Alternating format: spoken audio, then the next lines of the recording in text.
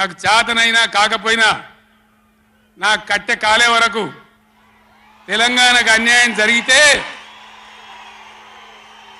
చివరి శ్వాస దాకా కూడా పులిలాగా లేచి కొట్లాడతా తప్ప పిల్లిలాగా ఉండను. అవే మాటలు, అవే తిట్లు, అవే భావోద్వేగాలు, అవే రెచ్చగొట్టే వ్యాఖ్యలు, మధ్య మధ్యలో కల్లబొల్లి కబుర్లు, జనాన్ని నమ్మించాలన్న ప్రయత్నాలు. నల్గొండలో కేసీఆర్ చూపించిన పొలిటికల్ సీన్ ఇది. దూకుడు మీదున్నట్లుగా కనిపించినా ఎక్కడో ముందు జాగ్రత్తగా సంయమనం పాటిస్తున్నట్లు కూడా అనిపించింది. మేడిగడ్డ కుంగడంతో డిఫెన్స్లో పడిపోయిన అనుభూతి తెలంగాణ ప్రజలకు కనిపించింది. ఒక 2-3 పిల్లర్లు కుంగిపోయినాయి. ఎన్నిసార్లు కుంగిపోలే? నాగార్జున సార్లు కుంగిపోలేదా? కడెం ప్రాజెక్టు గేట్లు కొట్టుకపోలేదా? మొన్నటిదాకా మూసీ ప్రాజెక్టు గేట్లు చక్కగా ఉండేదా? కొట్టుకపోలేదా? ఏదైనా పోతే సదరాలు దాన్ని మంచిగా చేయాలి. తొందరగా మంచిగా చేసి రైతులకు నీళ్ళు ఇవ్వాలి. కానీ మేము మేడిగడ్డకు పోతాం, బొందలగడ్డకు పోతాం, ఇదా రాజకీయమా? ఇది తెలివి అనిపించుకుంటుందా? ఇవి కాదు కావాల్సింది. రాష్ట్రానికి ప్రజలకు కావాల్సింది ఒక లోడొచ్చు గెలవచ్చు, ఎవరికి శాశ్వతం కాదు. మళ్ళీ డబల్ స్పీడ్తో మేము అధికారంలోకి వస్తాం. రాష్ట్రాన్ని దద్దమ్మలు, చేతకాని వాళ్లు పాలిస్తున్నారని బీఆర్ఎస్ అధినేత మాజీ ముఖ్యమంత్రి కేసీఆర్ ఆరోపించారు. తాను పదవి నుంచి తప్పుకోగానే రాష్ట్రంలో కరెంటు కోతలు మొదలయ్యాయన్నారు. ప్రజల కోసం తాను ఎక్కడెక్కడి నుంచో కరెంటు తెచ్చిచ్చానని, కానీ ప్రస్తుత కాంగ్రెస్ ప్రభుత్వంలో అసెంబ్లీని కూడా జనరేటర్ పెట్టి నడిపించుకుంటున్నారని విమర్శించారు. ప్రజలు ఏ భ్రమలకో లోనై పాలిచ్చే బర్రెను కాదని దున్నపోతును తెచ్చుకున్నారని వ్యాఖ్యానించారు.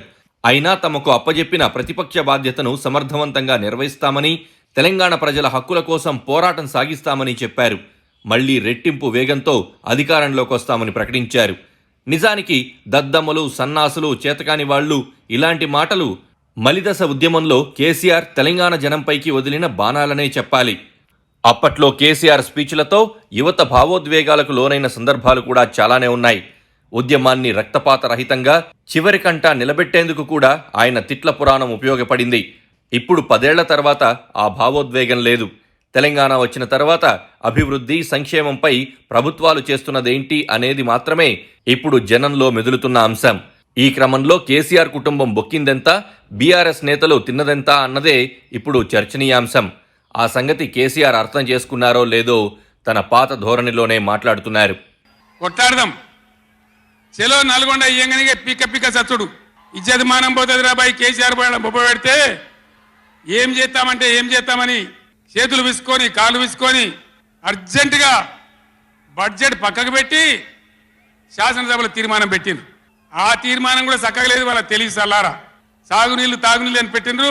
కరెంటు ఉత్పత్తి పెట్టలేదు. మళ్ళీ దానిలో ఆ తీర్మానంలో కూడా అంత తెలివి తక్కువ తీర్మానం అది పెట్టి ఇక మామ అనిపించుకున్నారు. బీఆర్ఎస్ ని మళ్లీ తానే గాడిలో పెట్టాలన్న తపన కేసీఆర్లో కనిపించింది. జననాడి ఏమిటో తనకే తెలుసునన్న వాదనను కేసీఆర్ ఆవిష్కరించే ప్రయత్నం చేశారు. 2 నెలల్లోనే రేవంత్ రెడ్డి ప్రభుత్వం ఫెయిల్ అయిందని ప్రూవ్ చేసేందుకు ఆయన మాటల గారడీకి తెరతీశారు. అప్పుడే కాంగ్రెస్ ప్రభుత్వ తప్పులను ప్రస్తావిస్తున్నారు. కొన్ని అంశాల్లో మాత్రం వ్యూహాత్మకంగా వ్యవహరిస్తున్నారు. అవినీతి ఆరోపణలను ఎక్కడా టచ్ చేయలేదు. ఓడిపోయిన వాళ్లు కొంతకాలం మౌనంగా ఉండడం సాధారణంగా జరిగే విషయం. ఫలితం వచ్చిన రోజు నుంచే ఎదురుదాడి మొదలు పెట్టడం ఇప్పుడు కొత్త ట్రెండ్. బీఆర్ఎస్ కూడా అదే పని చేస్తోంది. ఈ 2 నెలల కాలంలో కేటీఆర్, హరీష్ రావు, ఇతర నేతలు రేవంత్ ప్రభుత్వంపై తీవ్రస్థాయిలో విరుచుకుపడ్డారు.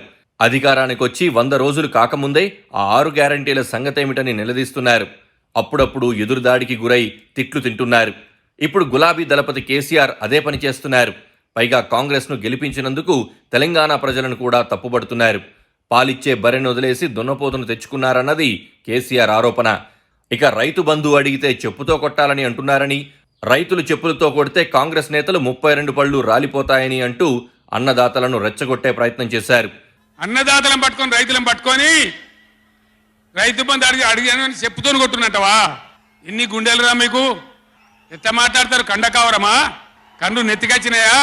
ప్రజలని నానేది అట్లా. ఒక్క మాట చెప్తున్న జాగ్రత్త. నోడు దురిసి మాట్లాడటోలారా, చెప్పులు పంటలు పండించే రైతులకు కూడా ఉంటాయి. రైతుల చెప్పులు ఎట్లుంటాయి? బందోబస్తుకుంటాయి. బాగా రైతుల చెప్పులు ఎట్లుంటాయి? బందోబస్తుకుంటాయి, గట్టిగా ఉంటాయి. ఒక్కటే చెప్పు దెబ్బతో మూడు పళ్ళు ఊసిపోతాయి. బీఆర్ఎస్ పాలనలో ప్రజల సొమ్ము బొక్కేశారన్నది కాంగ్రెస్ ప్రధాన ఆరోపణ. కాళేశ్వరం పేరుతో లక్షల కోట్ల రూపాయలు ఖర్చు పెట్టి 1,00,000 ఎకరాలకు కూడా నీళ్లివ్వలేదన్నది రేవంత్ నేరుగా చేసే ఆరోపణ. అలాంటి విషయాల్లో కేసీఆర్ వ్యూహాత్మక మౌనం పాటించారు. ఎందుకంటే వాటిపై మాట్లాడితే తేనె తుట్టెను కదిలించినట్లవుతుందని ఆయనకు తెలుసు. ప్రస్తుతానికి ఆయన రేవంత్ రెడ్డి ప్రభుత్వంపై ఆరోపణలతో కాలయాపన చేస్తారని ప్రత్యేకంగా చెప్పాల్సిన పని కూడా లేదు. నల్గొండ మీటింగ్ బీఆర్ఎస్ నేతలకు కార్యకర్తలకు ధైర్యం చెప్పేందుకే ఏర్పాటు చేశారని అనుకోవాలి. ఇలాంటి మరిన్ని మీటింగులు ఉండవచ్చునన్న సంకేతము అందులో ఉందని తెలుసుకోవాలి. రేవంత్ ప్రభుత్వానికి టార్గెట్ అయ్యే బీఆర్ఎస్ శ్రేణులకు ధైర్యం చెప్పాల్సిన అనివార్యతను గుర్తు చేసుకునే ఆ బహిరంగ సభను ఏర్పాటు చేశారని నిర్ధారించుకోవాలి. ఆరోగ్యం సరిగ్గా లేకపోయినా జనం కోసం, కార్యకర్తల కోసం కేసీఆర్ వచ్చారనే సందేశం ఇచ్చే ప్రయత్నం కూడా అందులో ఉందని గుర్తించాలి. రేవంత్ ప్రభుత్వాన్ని నిలదీయగలరా అంటే మాత్రం అంత సీన్ లేదనే చెప్పుకోవాల్సి వస్తుంది. కేసీఆర్ సెలవు నల్గొండ అంటే కేసీఆర్ను తిరగనీయం. ఇంత మగోళ్ళ కేసీఆర్ను తిరగనియరట. తెలంగాణ తెచ్చిన కేసీఆర్నే తిరగనియరా? ఏమి చేస్తారు? చంపేస్తారద్దా?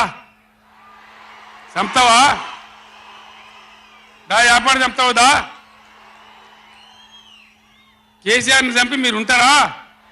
ఇది పద్ధత?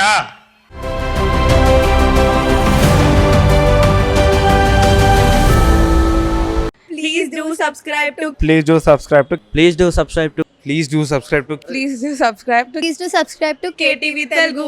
KTV Telugu. KTV Telugu. KTV Telugu. To KTV Telugu. KTV Telugu. Please do subscribe to KTV Telugu.